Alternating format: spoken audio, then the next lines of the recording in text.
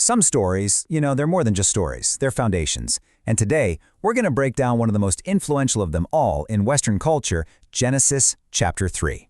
This isn't just a tale about a garden, a snake, and some fruit. Oh no. It's a deep dive into innocence, temptation, the consequences of knowing too much, and the origin of the human condition as we know it.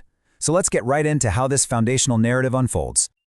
All right, so here's our roadmap.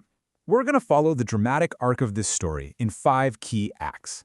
We'll start with the conversation that kicks everything off, then move to the decision itself, see the immediate aftermath, understand the judgments that followed, and we'll end with that final dramatic expulsion from paradise. So picture this. The scene opens in a state of, well, perfect harmony, a world without any conflict. But this quiet is about to be shattered by a new voice. The text introduces us to a serpent, described as the most cunning, the most crafty of all the animals.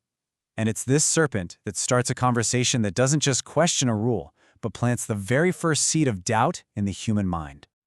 Now, this opening line from the serpent, it's just fascinating. It's not a command, it's not even a direct lie, it's a question, and it's absolutely loaded with intent.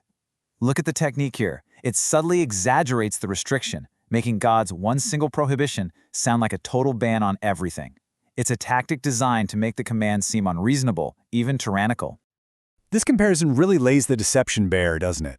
The reality was abundance with just one boundary. The serpent's framing, on the other hand, suggests total deprivation. It shifts the focus from everything they could do to the one single thing they couldn't, painting the Creator not as a generous provider, but as a restrictive gatekeeper. So after the woman corrects the serpent's exaggeration, the serpent launches its direct attack. First, it flat out denies the consequence. You will not certainly die. Then it replaces that warning with an irresistible offer.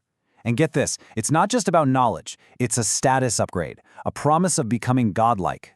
The forbidden fruit is suddenly reframed as the key to enlightenment and power that, according to the serpent, God is selfishly hiding from them. With that seed of doubt planted and this incredible new promise on the table, the focus shifts entirely to the woman and her internal debate. The fruit isn't just fruit anymore. It's a symbol of potential, of wisdom, and of power. And that leads directly to her complex, world-changing decision. The text gives us 3 very specific reasons that drive her decision, showing a multi-layered temptation. It appealed to the physical, it was good for food, it appealed to the aesthetic, it was pleasing to the eye, and crucially, it appealed to the intellectual and the spiritual. It was desirable for gaining wisdom. The temptation was complete, targeting every aspect of her being. This pivotal moment unfolds in such a clear, deliberate sequence. Perception leads to action, action to consumption, and consumption to shared participation. She sees, she takes, she eats, and then she shares. And the man, who the text says was right there with her, he takes it and eats without any hesitation. The line has been crossed by both of them.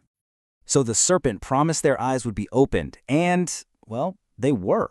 But maybe not in the way they might have hoped. The change was immediate, it was internal, and it was profound. It marked a true before and after in their existence. This is the very first outcome described. Their new knowledge of good and evil doesn't start with some cosmic revelation, but with a sudden, sharp awareness of their own vulnerability. Their physical nakedness becomes a symbol of a new kind of existential exposure.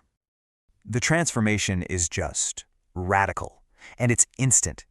That state of natural innocence, an existence without self-judgment, is immediately replaced by a feeling of shame.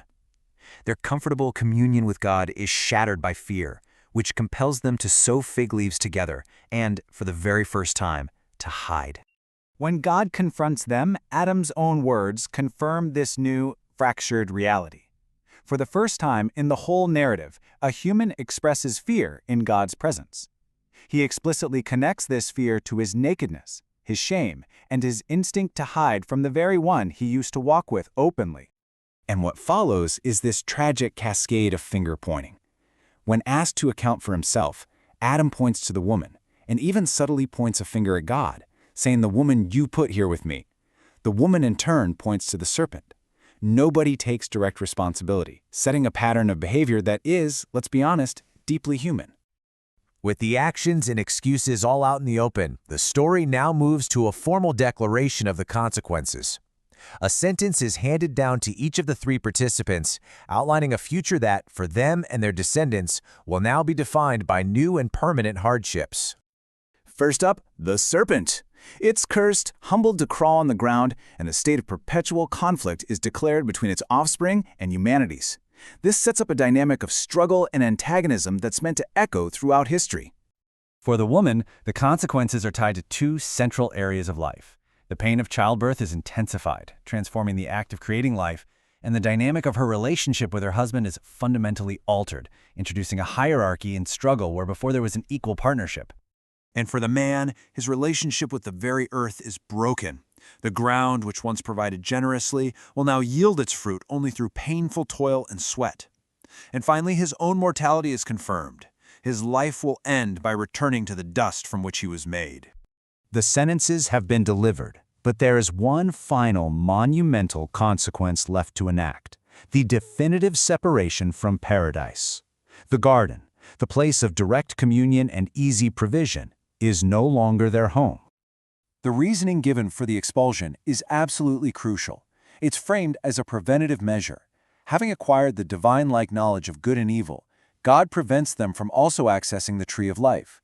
The goal is to keep them from being locked into their fallen state for all eternity. And with that short, blunt sentence, the action is done. It's a moment of profound finality. The daily communion in the garden is over. Humanity is sent out into a world that is now cursed with thorns and thistles, a world that will be hostile to them. And to ensure this separation is permanent, supernatural guards are put in place. Cherubim, powerful celestial beings, and a constantly moving, flaming sword are stationed to block the way back. Access to the tree of life and to the paradise it represents is sealed forever. And that's where the account ends. It's a complex tapestry of temptation, choice, and consequence that describes a seismic shift in the human condition. And it leaves us with a central question to ponder. Was this event primarily a tragic loss of innocence, or was it the painful birth of awareness and moral knowledge? The text lays out the story, but the weight of its meaning is something humanity has been wrestling with ever since.